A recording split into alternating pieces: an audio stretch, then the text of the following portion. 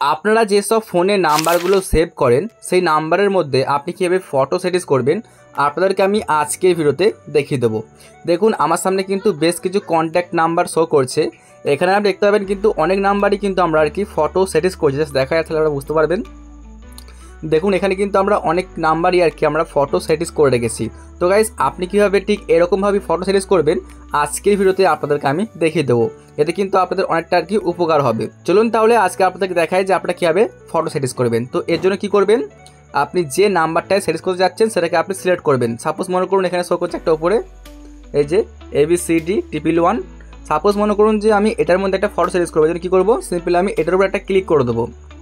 এখানে ক্লিক করলে কিন্তু এখন এখানে পুরোপুরি নাম্বার শো করবে, তার নাম শো করবে। সিম্পলি আপনি কি করবেন, দেখুন উপরে শো করছে এই যে পেন অপশানটা। সিম্পলি আপনি এই পেনের অপশানটাতে একটা ক্লিক করে দেবেন। আমি এখানে ক্লিক করে দিই।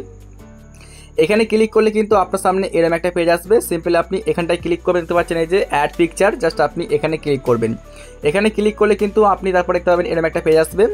সিম্পলি আপনি ক্লিক করে দেবেন। দেখুন এখানে শো করছে গ্যালারি। এখানে ক্লিক করলে কিন্তু আপনার গ্যালারির সব কটা ফটো শো করবে। জাস্ট আমি ক্লিক করে দিচ্ছি।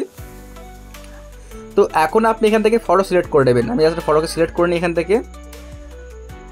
তো গাইস আমি কিন্তু গ্যালারি থেকে একটা আমার ফটোকে চুজ করলাম। এখন এটাকে সেভ করার জন্য কি করবেন, দেখুন এখানে শো করছে অপশানটা দেখতে পাচ্ছেন নিচের দিকে এই যে।